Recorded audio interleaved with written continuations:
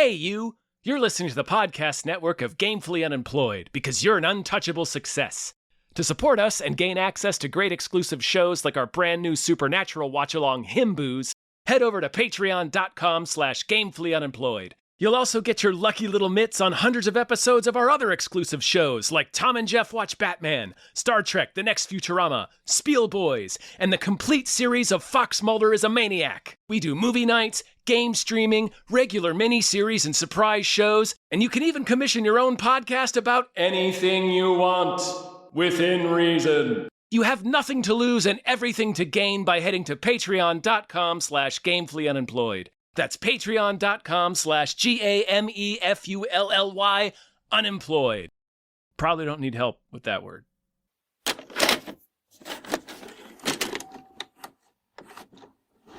This has an amazing soundtrack. The soundtrack fucking rips, dude. It really does. Huh? Hi, everyone. Hello, everyone. My name is David Bell. My name is Tom Ryman.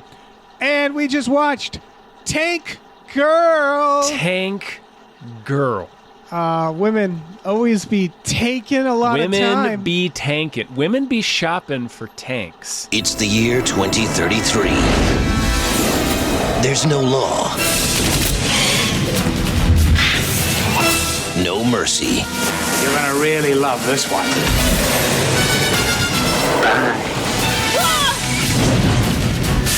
And no water. There are 3 million liters of water underneath the blue dunes, and you will retrieve it. The odds of survival are 1,000 to 1. And that's just the way she likes it. Before we get started, big thank you to our Patreon producer who had us watch Tank Girl. Thank you to the Enchanted Wandering Unpierced Left Nipple Cider served at room temperature. Thank you, Nipple. Thank you so much for having us watch a movie that, quite frankly, I would have watched anyway and have watched many, many, many times. Yeah, it's Tank interesting. Girl. Yeah, it's Tank Girl. It's interesting. There's some parts that I always forget about. Yes. This is his holographic head. I always all right. forget about. Him when she's shooting the beer cans at him at the end. I always forget about that. I never forget about Iggy Pop and the role he was born to play, Ratface the pedophile. Amazing Iggy Pop. It's that and the fucking skeezy villain in Crow City of Angels. Those are like he was put on this earth to play those two dudes. Yeah. This, I don't know if this is tied with Super Mario Brothers. I was going to say this is the worst movie I unironically like. But I don't know. Oh, you think this is a bad movie? No, but I think it was regarded as one. I think it was regarded as a failure for sure. It was certainly a box office failure, but and I know why. Oh, of course. Yeah. It's but weird. It's movie. Weird. It's surreal. It's constantly breaking the fourth wall. It's mixed media. Yeah, it's a cult classic that they made for way too much money. Mm-hmm. Essentially, it's such a cool movie, though. Boy, do I love it! It's such this. Late 80s, early to mid 90s comics that were all obsessed with post-apocalypse and these like satirical versions of the wasteland future. This was all over indie comics at the time, and Tank Girl was an indie comic, and this is one of the best adaptations of that I've ever seen, and that includes Dredd. Like that includes the Carl Urban Dredd, right? Because that movie's less about the gonzo satire of it. Like Judge Dredd, the original comic, is like it's like Warhammer from the 80s. It's like cocaine assholes, or like Judge Death. Right. Like it's just fucking lunacy. It's a lot like Martial Law, which you and I read. Yeah, it's like edgelordy, but also really just like over the top, incredibly tongue in cheek, and just nihilistically satirical. Right. And like Tank Girl, this movie actually like retains that. Like it translates that attitude and that vibe from the comics into a movie way, way better than you might expect it. That's interesting because it definitely has DNA with a lot of movies during this time. Like I would argue this shares DNA with like the Flintstones movie, which is this a little bit. And it's this like a specifically comic book adaptations, I would say, where like they're very cartoony. Everybody's a Ninja Turtle. In fact, Tank Girl, we would definitely hang out with Ninja Turtles because she basically does in this. Yeah. It's this like Bill and Ted. She's basically a Ninja Turtle herself. Yeah, exactly. It's the Bill and Ted like cartoon Looney Tunes character, where it's just such this wild whiplash of tones sometimes. In a way that this is good. I'm saying this is good. I know this is probably its strengths are probably what turned off audiences. Mind you, that yeah, I think so. It was also production nightmare. Unique. Oh, I'm yeah, sure. I know. They cut stuff out, including a kangaroo penis, which cost $5,000 to make a prosthetic. And that's what it is. It's like they're doing Looney Tunes shit, where she's like, dressing like a photographer to trick these guys into thinking it's for a calendar.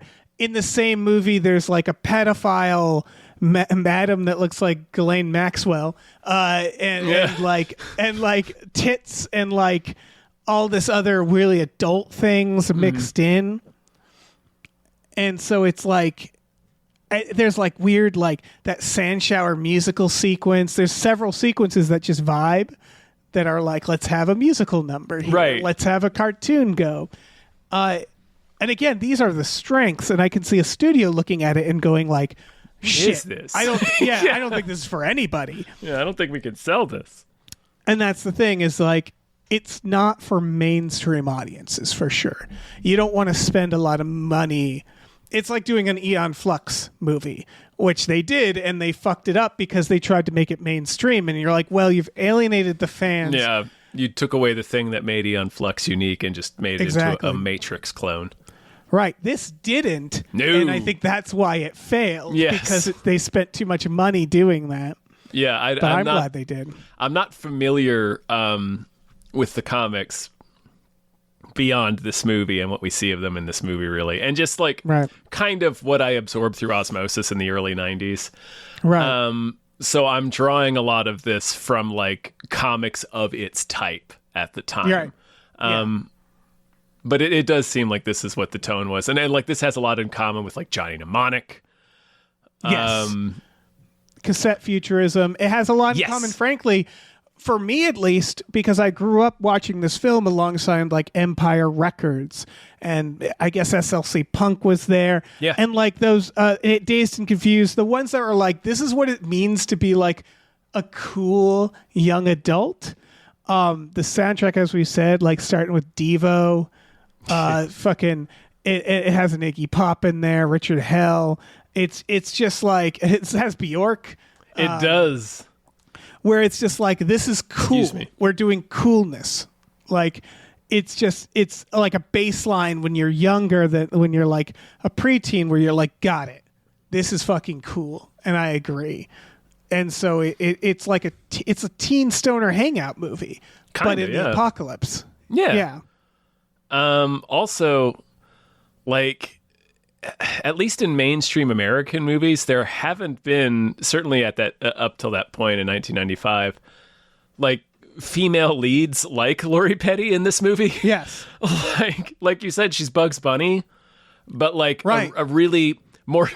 I was about to say a really sexual Bugs Bunny, but Bugs Bunny frequently uses sex. That's one of his weapons. Bugs Bunny's sex. Yeah, I wrote at one point they're like horny Elmer Fuds, and I was like, so Elmer Fudd. Yeah, exactly. It also feels like Borderlands before Borderlands. Yep. Yeah. Borderlands is a similar. I think was probably born from similar. Like I wouldn't be surprised if the writers of that game grew up with these comics, you know? Yeah. It's got that. It makes me go like, why did we only get one? Like I know why, because it was a failure. Yeah. But I'm like, at this point, like I tweeted like, have George Miller do one. It's clearly Australian wasteland. Yeah. I don't know if he's actually the perfect guy for it, but I'm like, we should have That would be more nuts. tank What girls. if it took place in the same universe as Mad Max? I know. Well, it takes place in 2033. I know, In a which is world where delightful. water is scarce, everything's run by corporations, and there's a bunch of pedophiles. And I was like, yeah. The only thing that's different is the meteor. Yeah, exactly. We didn't have a meteor. Yep. Yep. And like less kangaroos, I guess. Less kangaroo men. Yeah. So fucking weird. It's God. Do we have to go through the plot? It's post-apocalyptic. Yeah, it's definitely this is cyberpunk as fuck. So it's post-apocalyptic. You got Tank Girl, who's just this irreverent, wisecracking, hypersexual Bugs Bunny. Yep. She makes her boyfriend do a boner under gunpoint, like it's one battle after another. Yep. She does a Sean Penn on him. Yep. She does a strip tease for Richard Schiff. One of the most shocking cameos ever. It's not a cameo, it was before he was famous, but it's Richard Schiff plays a random fucking soldier. It's amazing. Yeah, there's a lot of it's weird. It's blown up by his own grenade. It's very funny. He does. He has a real Lance Henriksen moment. Lance Henriksen in Hard Target. They do. Yeah. They do a good like call to action. So it's basically the army shows up, Malcolm McDowell's army, and they kill all her friends and kidnap the little kid. Mm-hmm. And I was going to say, like, one of the things that's tough is that she's Bugs Bunny, like we said. Bugs Bunny doesn't really get afraid or die. And I was thinking John McClane is another one where, like, no matter how punished she gets, she always has a joke. Mm-hmm. And that is, again, playing to his strengths, like you were saying about, like, we hadn't really seen a woman character like this. That's, again, kind of John McClane always, like, there's an arc here, right? Or there's sort of a through line, which is that, like, she's a woman in the apocalypse, and almost every man she meets tries to assault her, tries to rape her, essentially. Yeah, that's one reason, why I think the character wields her sexuality in that way. Right, and there's this through line of, like, she has grown kind of hardened by that. Mm. Malcolm McDowell finds her fascinating, which I like, because, like, his superhero intro is like... I like their little arc. They just want to hear each other say, no, you say that I won. You say that I won. Well, because they introduce that he's kind of like her. They don't do it. They don't stick it in your face. No, they really don't. He does his champagne water, and then he calls his general over, and he's like, take off your shoes. He breaks everything. Such a great scene. Yeah. When he breaks the map and then looks shocked that it happened, that he did it, it's just so perfect. And then he's like, take off your shoes, Captain. Now walk over to me. And he walks over the glass, and then he drinks him. He steals his water. He fucking drinks him right up. But he says to him, like, I wouldn't have done this. I would have killed me. I would have killed me first. And then the reveal is that he's also not wearing shoes. I was like, when did that happen? You see him take off his shoes. Okay, I missed that. Yeah. But then he's walking on the glass. It's a quick insert. It's a little confusing, admittedly. Okay, yeah. It was a quick insert, but you see, like, they show the general take his boots off, and then there's an insert of Malcolm McDowell taking his socks off. Oh, okay, but yeah. It's so close to the general that you just assume it's the general for a second. Yeah. Anyway. So this whole thing about how it's the power he's move, like, man. He walks across the glass and then drinks this motherfucker. Exactly. And he's like, he also says, like, you shouldn't have fucking listened to me, you coward. Yeah. And so, like, Tank Girl is the moment he realizes that she won't break, that she says some joke. He's like delighted, and he says, "Oh, it'd be great to break her." So, like, there's that, and then Tank Girl in this world where, like, she starts using it, and then you meet Jet Girl, who's kind of the opposite. She's like, right, broken down. She's demure. As she literally has a scene later where she's like, if you just behave yourself, they'll leave you alone, and if they're leaving you alone, you'll have an easier time. Right. And it's funny because this is like, this isn't a lot of things about like dystopias and stuff of like just try to get along versus like, no, you have to fight this with every fucking ounce of your being. It's Naomi Watts, which always, I know she's in this, like my brain knows. Watts, yeah. Yeah, but it shocks me every time. Yeah. And I think it's like one of the only movies I've seen where she's not covering her accent because we're in an Australian apocalypse. Sort of. I mean, technically, yes. No one else is Australian, but no, it's fine. a couple of the other jet pilots were. Oh, okay. The guy whose neck Lori Petty snaps, he was Australian. I assume the director was Australian, but she's British. Okay, that makes sense. The production designer was Catherine Hardwicke, who went on to direct Twilight and 13 and some other movies of note. It's Rachel Talalay is the director. Director, Yeah, and she didn't do too much. She did a Friday the 13th. Which one? I think it's the Freddy something. Freddy vs. Jason. She had an amazing.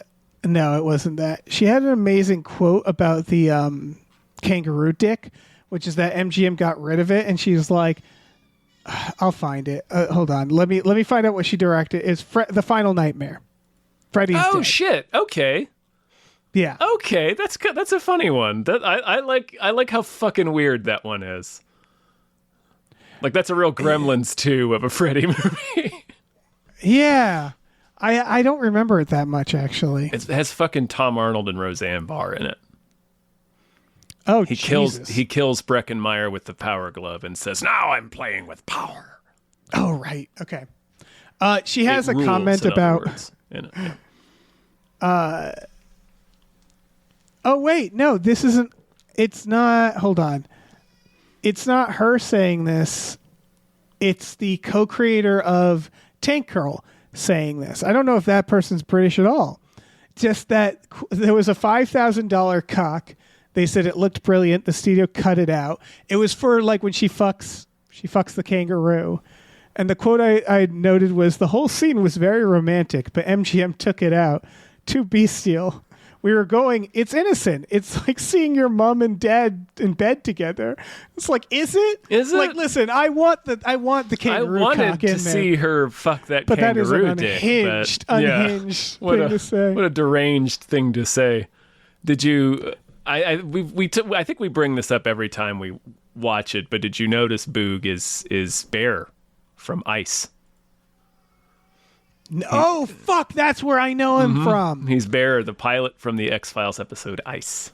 Yeah, let's talk about these kangaroos. Let's talk about 'Cause these there's also kangaroos. Reg E. Cathy, which is one where I was like, it's like he's the actor like Alan Rickman in Galaxy Quest, right? Where whenever I see him in this, I'm like, what are you doing, man? And I looked him up. He indeed went to Yale School of Drama. Which one is like he? Is he the one that actor. dies?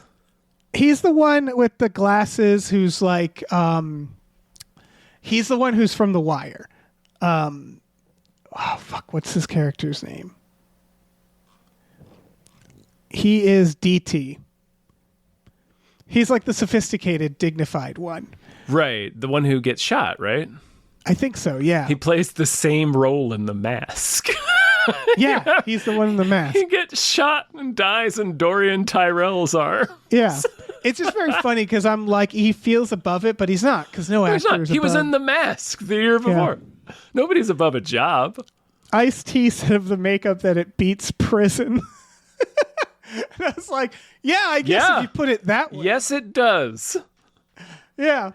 The kangaroos are like, this is the part where like you can imagine a world, right?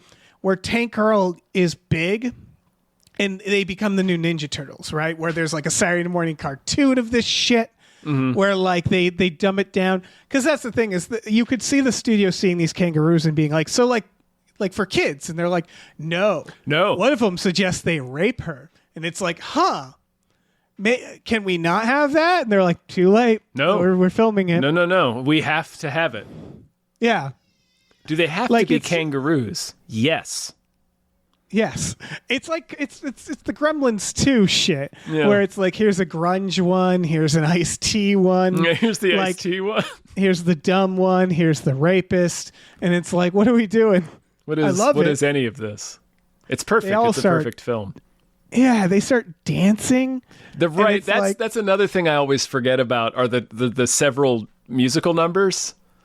Right, because there's again, like two or three musical numbers. Yeah. They do a whole number to the Let's Fall in Love song. Yes. That they make the pedophile madam perform it. Mm-hmm. Iggy Pop. And Iggy Pop in a bob wig. It's very fun. It's a stoner movie, essentially, because I think a stoner movie and a kid's movie, there's a lot of crossover. Oh, this was never intended for children. Tank Girl is not a children's comic. I know, but I think that's where it got fucked up. I think that's where MGM was like, wait, what are we doing? You know, like from what I read, it was a lot of post-production. Let's cut this. Let's change that. It's PG-13, isn't it? Like I could see them sort of panicking and cutting down from an R just because that's frequently what studios will do. It's like, well, at least this way we can sell more tickets. It's also not really an action movie. No, it takes her she doesn't get her tank until like 42 minutes in. It's an origin story. I guess Subgirl, who is a Cusack, right? Yes, that's Anne Cusack. Yeah. The one from The Boys. I'm not saying she's a bad actress. I'm saying that the scene that she's in is a weird scene. It's a weird performance where you're like, what's going on here? And I guess she was largely cut out because she was Subgirl. Yeah. So it's just... I think it's a cohesive film. I heard there was rumors that the animation was because they wanted to like change things around, so they animated some of it to like, you know, to sort of. You can definitely tell. I mean, it's cool and it's stylish and it fits and it all adds together in this just super unique and cool film. But you can definitely tell that parts of it were done to sort of, you know, like their big escape in the tank. It's like, well, this is a nice way to get around that budget. Yeah, exactly. Oh yeah, all the establishing shots, instead of doing a matte painting, a lot of them were in animation. That you're just like, a panel from the comic. Yeah, they would do both really though. Oftentimes, yeah, like when they show her house and they show Water and Power, and this is a cool movie. Yes. It's just, I think it's like the kind of movie that you're like, how do you sell this? Like, how would you make it today? Would you make it more action-y? Would you... I don't know, because another thing that I would compare this to, weirdly, is Scott Pilgrim. Yeah. Just in terms of how, like, the mixed media and how stylish and unique and cool it is in that way. Even though I'm not a fan of the Scott Pilgrim movie, but, like, it is undeniably unique and stylish and cool in that way that's just, like... is tough to sell because that was also a box office failure. Right. It makes me think Edgar Wright could do a good Tank Girl. I wouldn't want him to. Yeah. I would want to keep it with a female director. Oh, that's a good point. Yeah. I would definitely not want Edgar Wright to do it. He's not particularly great with his female characters. I wouldn't mind Greta Gerwig because she nailed Barbie as far as I'm concerned. Yeah. She's doing Narnia, which is a bummer because I'm like, it's just, I mean, I like her directing. It's a bummer for me because I'm like, well, I don't like Narnia. Yeah, we already saw this. We already do something for me. Like, I could see something there. There's a lot. I mean, again, though, the question is how do you make it a stoner hangout film? Because that's like comedies are kind of short shelf life, right? And it's like, a comic book adaptation, there would be a natural instinct to stay like, well, let's make this a big action film. Like, I feel like if they tried to make Tank Girl again, it would bomb again because they would do the wrong thing. Like, they would learn the wrong lesson.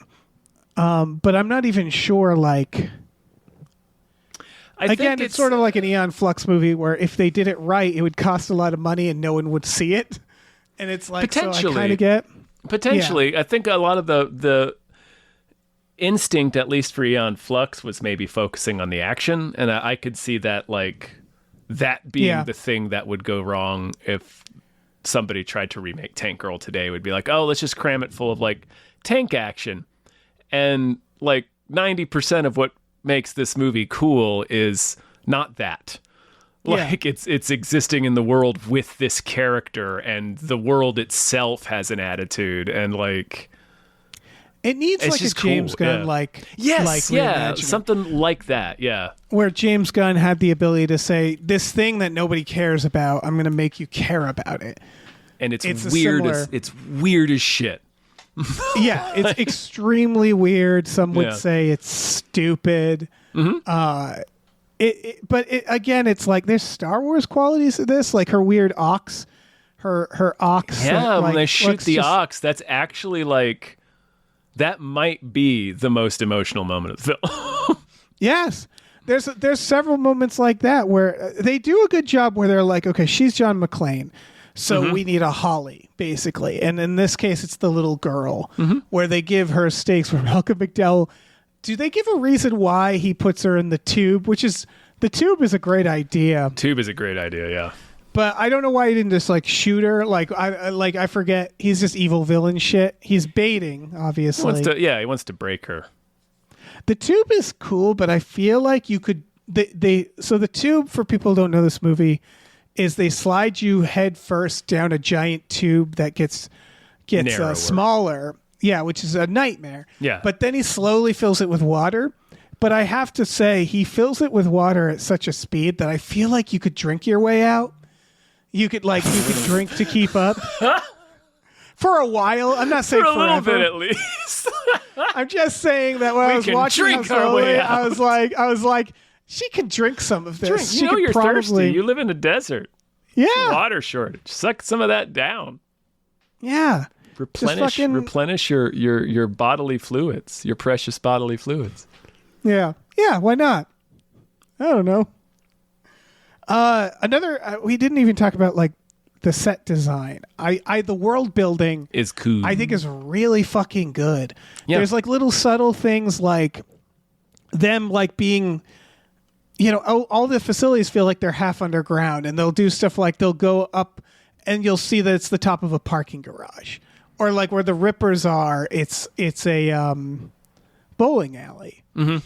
And it creates this really surreal quality while making sense, where like they lock them in a room filled with bowling balls, and it's like a ball pit, but bowling balls. Mm-hmm. And I don't know why, but that's just such a weird little detail of every, like we said that the animation is cutting the budget, but there's a lot of like, I don't know. They put in a lot of effort, and there's like some matte paintings. The production design and the set design is really, really good, because they do a lot of the world building just by showing you very small pieces of it.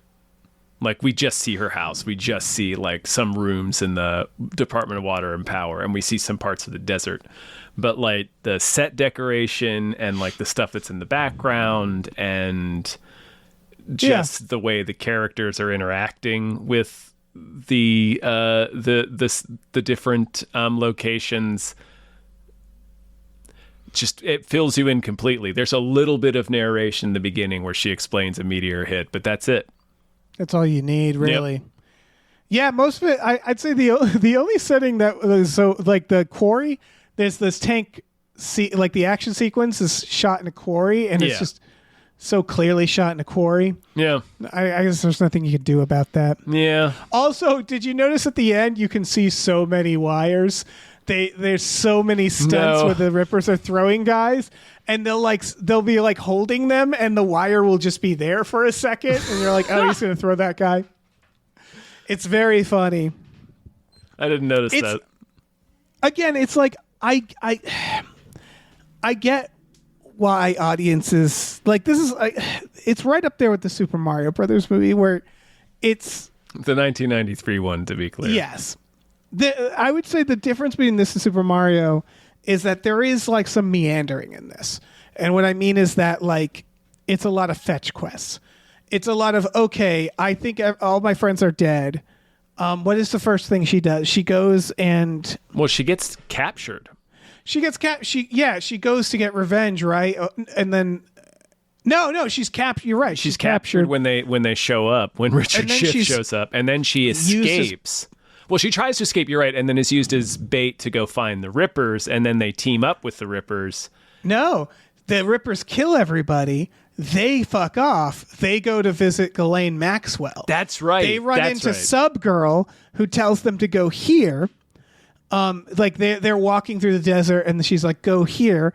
They pick up the little girl, who I think just gets captured again. Yes. So that's what I mean, where it's a lot of where you're like, well, why don't they just capture the girl and rescue the girl at the end, where it meanders, and then there's like these bits. There's like, and then we're going to sing a song over here. And now we're going to meet the Rippers, and we're going to have a romance, and they're going to dance. That's the sauce. That's the sauce. That's the sauce. I agree. Because again, if you think of this as a stoner movie and not an action like a Water World. Definitely not an action movie. Yeah. It's It just that does I share think some qualities with Waterworld, but it does. But I think if you go into it realizing that, it goes down a lot smoother, where you're like, oh, this is a teen stoner. It's just for teens to get high and watch. It was one where I'm like, this is kind of like not a theatrical film. It's kind of a put it on VHS at a party. Like in the late 90s kind of film. Does that make sense? oh yeah. Yeah. It's just like fun, you can talk over and enjoy kind of movie. And I don't know, wear out the tape. There's definitely that. Thinking about this with Super Mario Brothers, it's just, and you mentioned Johnny Mnemonic. Yeah. And I always try to think about like, what are the movies right now that are the equivalent of this? And what I mean is like the Super Mario Brothers is another movie where it's like, why that flopped? Yes. Because people were like, ooh, a Super Mario Brothers movie. Sat down, brought their kids, and was like, what the fuck is this? Yeah. But you watch it now and you're like, this is kind of art. It's Gilliam-esque. It's Dennis Hopper doing this incredible performance as Koopa. It's like, so... I would say Silent Hill, but that's 20 years old. Yeah. It's that thing where it's like, it's beautiful. You're watching a work of art. The set design, everything, where you're like, okay, yes, it's not Super Mario Brothers but it's of value. It's almost surrealist. Same with Johnny Mnemonic, another movie that when you watch it, it's like, it's fairly normal, but then you get to like Jesus versus the dolphin. The dolphin. Yeah, and you're like, what the fuck are we doing? Fuck is happening? And I always have that question of like, did they know this was weird? Did they know it was funny when they made it? Like what about it was earnest? Tank Girl obviously is a little easier to know. Like they know the kangaroos are fucking weird and funny. Yeah. They know that Malcolm play McDowell. this mysterious didgeridoo every time they show up. By the way, to no one's shock, Malcolm McDowell loved this movie and compared it to A Clockwork Orange. I bet. And like, yeah, and it's like, yeah, Malcolm McDowell is like the best actor who loves doing fucking crazy shit. Yeah. He's a schlockmeister. Yeah, he's like, it's like Christopher Lee when you realize like, oh, you're kind of just Bruce Campbell, huh? Yeah, he really is. But we forget that about you. Right, because he also has prestigious roles. Right, and yeah, like it and again, Malcolm McDowell, it's like he's in a Kubrick film, but he is kind of in the most schlocky Kubrick film, the most like, yeah, kind of exploitative, like gimmicky Kubrick film. It's like the only Kubrick film that's a Halloween costume. Yeah. Which you shouldn't wear. No. But you're going as a rapist for Halloween. I don't know, but it's just the presence of Malcolm McDowell in this, who's never been young except for Clockwork Orange. Right, that was the only time. This is peak McDowell, though. This is right around Star Trek Generations, too. He's killing Kirk, yeah. Yeah, he's fucking killing Shatner. Yeah, he's got that spiky fucking white hair. Mm-hmm. It's perfect. Man, he was awesome around the mid-90s. He really was. His fucking robot arm. Oh, yeah, James Hong. Yeah, James Hong shows up and gives him a robot arm and a holographic head. Which is one of those things where it's like, of course it's him. Yeah, why wouldn't he be in this movie? He seeks this kind of shit out. He's in Blade Runner, playing the same character. Yeah. if it's weird, if it's cyberpunky. I guess, yeah. So If what you do need a think cyberpunk body part guy, James Hong is your man. Yeah. So what are sci-fi films of the 2010s would be what we're looking at, right? Yeah, probably that Channing Tatum dog man. Jupiter Ascending. You're right. That's actually a really good comparison because that movie, when it came out, I remember going like, the fuck is this? Because I think it's that when you go and you sit down in a movie theater and you're like, I'm going to give this my full attention. Yeah. It's easier to be disappointed by something like Johnny Mnemonic or Tank Girl. But then... Especially because when you go to that experience, like expectation plays into it a whole lot. Right, and what I'm leaving the house to watch this movie. Exactly, we're going on a date. Yeah, I'm gonna sit in a dark room where the only thing I can pay attention to is this movie. Yeah, well, I'm totally blanking on the Wachowski. There's their movie, the Wachowski siblings. Jupiter Ascending. Jupiter Ascending. Thank you. Oh, but yeah, that's a movie that you watch and you see what's his fuck. Eddie Redmayne. Eddie Redmayne, and he's giving a Malcolm McDowell performance. He sure is. And you don't appreciate it when you have to pay to go see it at the theater with all your buddies or a date. But watching it now, you're like, he is a Dennis Hopper in Mario Brothers. He's a Malcolm McDowell in Take Girl. Like, he knew the assignment.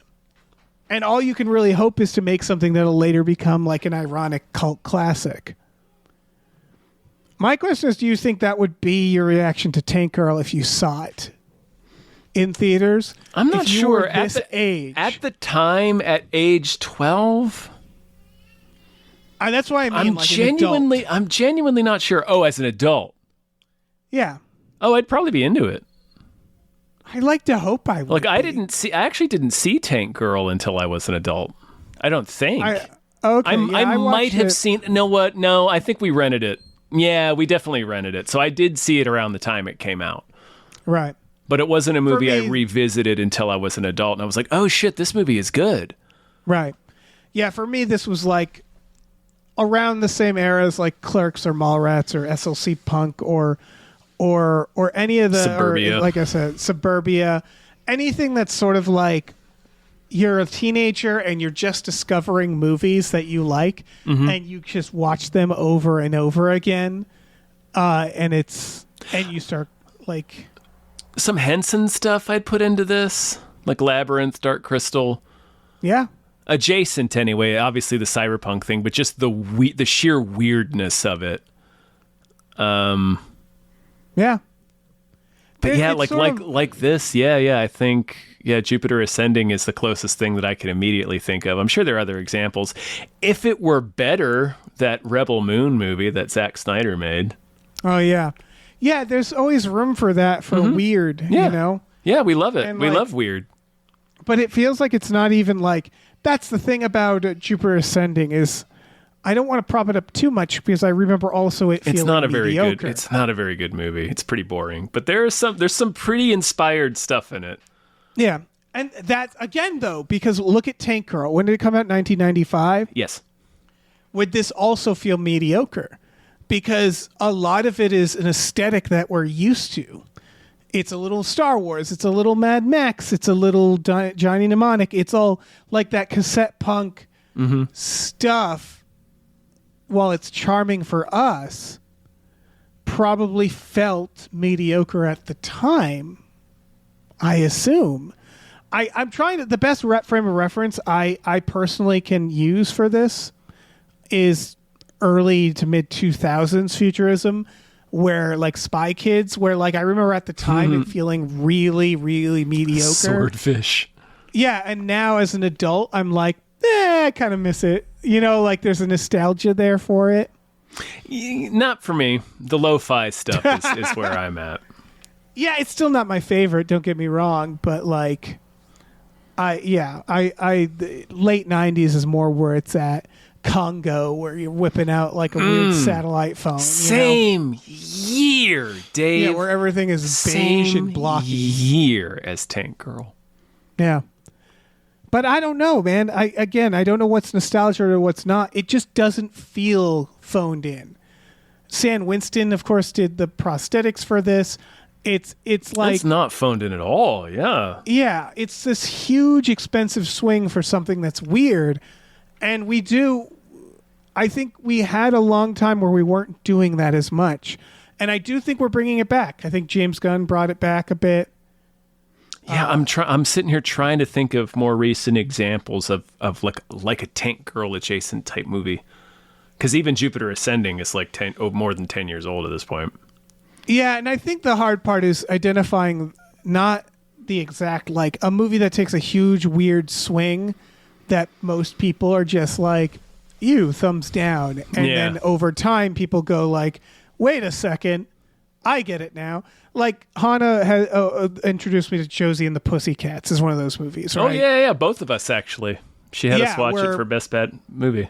Yeah, exactly. Where that's a movie that, like, you watch it now and you're like, oh, I see what they were doing. Oh, they were a little ahead of their time there. And like no one quite, it's just, I don't know. There's a lot of movies from the 90s, I think, that I always wonder this about. Movies like Heart Beeps, where you're like, what part do you know is funny? What part do you know is stupid? Like, what was the intention making this? It's what so happened weird. Here? Yeah. Yeah, there's movies like Waterworld and Southland Tales and stuff. Movies that I'm endlessly fascinated with just because I have to know how this was made.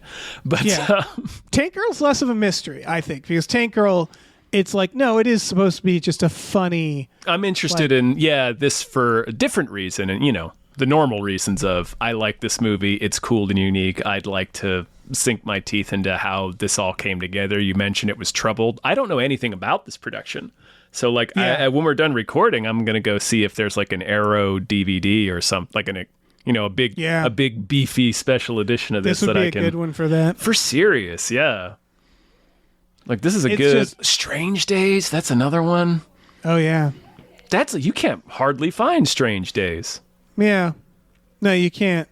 It's a lot of, like, for me, weeding out nostalgia versus like context for these movies, where I'm always fascinated by, like, okay, would it's the question, like, if I existed during this time, would I believe the norm of that time, right? People often ask that question with more darker things, like, oh, would I have been racist in the past, right? Yeah. I'm asking that question with certain movies where I'm like, would I have known this was awesome if me as 41-year-old saw Tank Girl when it came out? Would I have identified that? Or would I been like, wow, fuck this. I don't know what the fuck this is, like. Yeah. I don't even know if this movie is like, it's a cult hit. It's not like The Thing, where it's like, no, it's universally accepted as good. I think a lot of people would still say this is a bad movie. Yeah, I think this is one that people have come around on, like this and like Jennifer's Body. I think that there is a very clear pattern of movies made by women for women that are like kind of zany. Josie and the Pussycats, like Josie and the Pussycats. Same thing. Yeah. I think it's a husband and wife team that did Josie and the Pussycats. I think so. But where it was like sort of like movies made for teen girls specifically are seen as eye-rolly, right? They have to be romantic, or I was 12 years old when Tank Girl came out, and I remember one of the reasons I didn't go see it in the theater was because it's a girls' movie. Exactly. And Josie and the Pussycats, I think the problem with that one is it was like people thought it was like a, for lack of a better comparison, a K-pop Demon Hunter. Although that movie is good too, but something where it was like, oh look, it's a band, but like it was. They didn't realize it was ironically doing the thing it was doing, and they just thought it was unironically doing it. Right, like it really wasn't like a Spice World. They thought it was like a Spice World. Even Spice World's kind of fun. It's like a Beatles movie. That's shit. What was I going to say?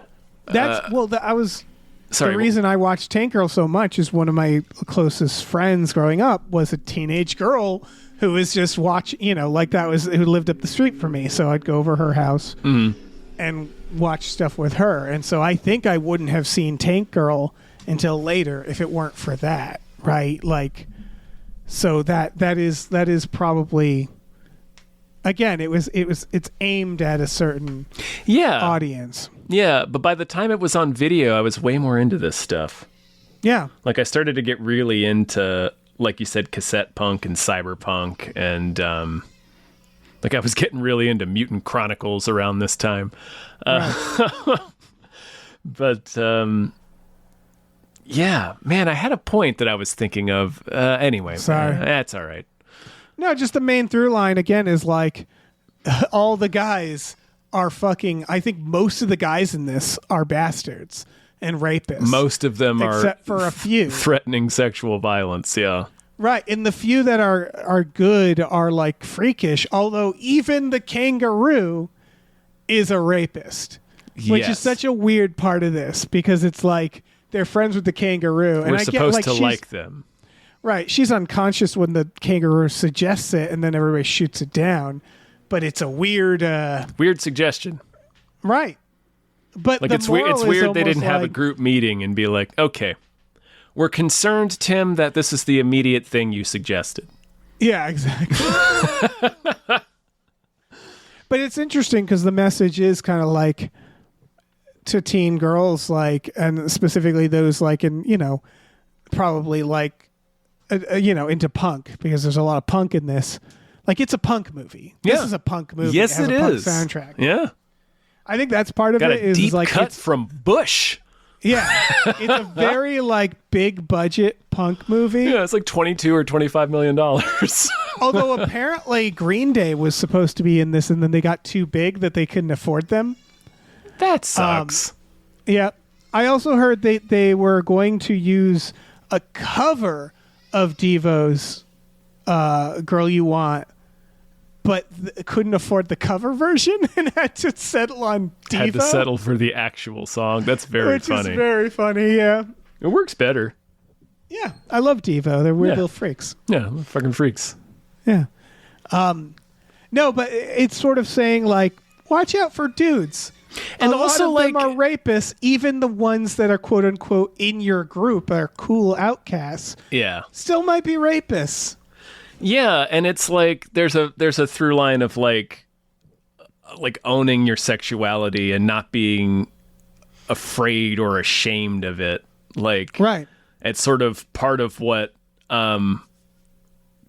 she teaches Jet, right? Like, by the end, she's like, for the last time, I don't want to have sex with you. Yeah. And then shoots the guy. Don't cover your mouth. Yeah, you cover your mouth when you laugh. Like being being demure. Being demure. Yeah. Yeah, of like, just be who you are. Don't be afraid to be loud, Yeah. Be who you are. Yeah, it's what she literally says. Look, there's nothing to be afraid of here.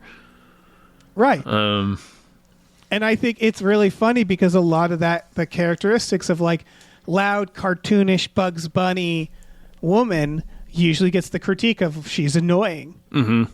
And it's like, that's exactly it, right? Like, who gives a fuck? It's the guys being like, you don't look good with a nose ring, with like a septum ring. And it's like, well, fuck you. Yeah, fuck you. Maybe that's why I don't care. Yeah, I don't give a shit. Yeah, or the guys who are like, I don't like chicks with fucking green hair. And it's like, maybe that's why I have green hair. Yeah. Yeah.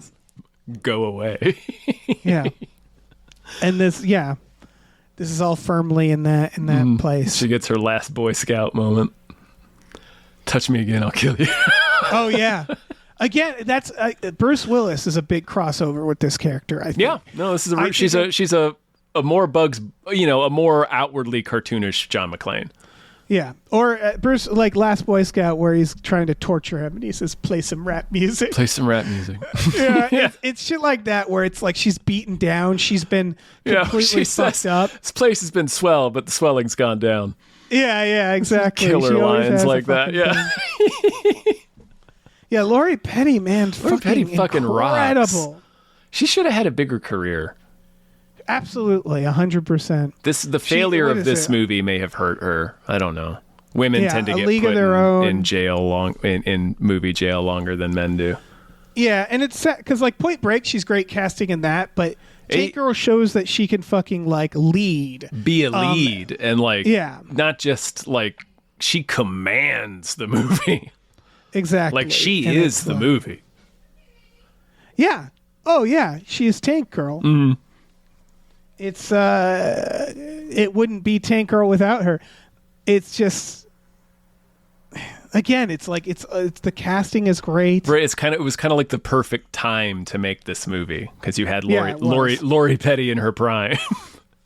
It's like, oh, she Yeah. was this character was written to be played by Lori Petty in the 90s. Yeah. I don't know who could play her now. Oh, I'm sure there's probably tons of people who'd be good at it. Greta and Margot Robbie could do one. Sure. I mean, it's kind of Harley Quinn, so I think that's why I was thinking she of is it. pretty Harley Quinn. That's true. Yeah. Yeah, Harley Quinn and Tank Girl share some DNA. Now that I think about it. Definite differences though. Like they're two distinct characters, even though they're cut from a similar mold, which is cool. Yeah, for sure. I don't think I have anything else. No, yeah. She does joke you want to go to New York and see Cats, which made me go, what is happening in New York right now? Is Cats still playing? I know she's joking, but I'm like, if any play would survive the apocalypse, I feel like it would It would be Cats. Cats, right? Yeah. Yeah. Andrew I do Lloyd wanna Webber's see- still somewhere. Yeah. He was I do- protected from the meteor by his cocaine fortress. Yeah. Sorry. Like an ice palace. Yeah, it's this fucking frozen ice palace. Sitting there No, I singing just- Let It Go while he's ripping lines. I'm not a comic book guy, but I do like this world and want to see more of it, you know? Oh, yeah. So I don't know. It would be cool to see more Tank Girl. It feels wrong. Like I love Tron, but it's weird. There's 3 Trons and 1 Tank Girl. You know what I mean? Where Yeah. I'm like, Tron weird. isn't a big box office Tron hit has either. lost way more money than Yeah, Tank Girl. Disney keeps pushing Tron like it's a Disney fucking, keeps losing hundreds of millions of dollars on Tron. Yeah, so why can't we get more Tank Girl? Give me a Tank Girl. $25 million. Come on, guys. Yeah. Tank Girl. You could make a Tank Girl for that much money now. Yeah, you really could.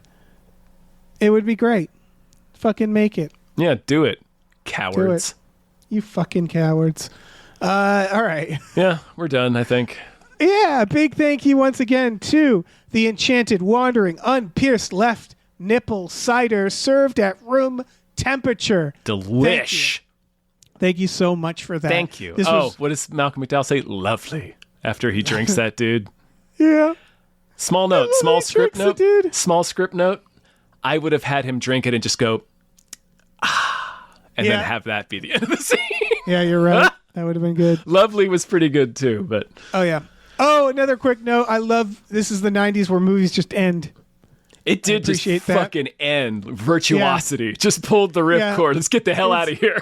Yeah, it's one of those where you're like, you didn't solve. Okay. I actually appreciate when movies don't like say like, and then we solved everything. Yeah, why would It's you? just This like- is just like yeah. one episode in the world of Tank Girl. Exactly. Anyway, so this was through our Patreon, patreon.com/gamefullyunemployed. For $5 a month, we have exclusive podcasts like Tom and Jeff Watch Batman, Fox Mulder is a Maniac, Star Trek The Next Futurama, and Spiel Boys. We watch movies. Oh, and Himboos, our new Supernatural podcast. Yes. Check that out. We also watch movies every Friday night with our patrons, like Tank Girl. We have absolutely watched Tank Girl, yeah. and Super Mario and Johnny Mnemonic. And frankly, we're overdue. And for all of Waterworld those. and Yep. Demolition Man. There's a little Demolition Man in there. Oh yeah. We also have a store. Head over to gamefullyunemployed.com. You can find a link to our Teespring store where we have all kinds of cool original artwork by cool original artists like Michael Vincent Bramley, Starlene Hodge, Justin Brown, and others. So check that out. Please rate and review our podcast wherever you're listening, and check out our new show, Badical, Badical, wherever you are listening as well. Yep. And Tanks. Jets. Tanks and Iggy Pop, who's still is he still alive? Yes. How is that? How is that happening? He can not be killed. He's in Star done Trek. all of the heroin. He has, and the heroin. He sustains cannot him. be stopped. He's 78. Wow. Yeah. He still looks the same. I know. He's in Star Trek Deep Space Nine, and Yeah, he's he is. terrible in it, and I love it. Of course he is. They paint him blue, don't they? Like gray. Oh, okay, that's right. Same difference. Fucking Iggy. Godspeed wherever you are. Ignatius Pop. That's what it stands for. That's right.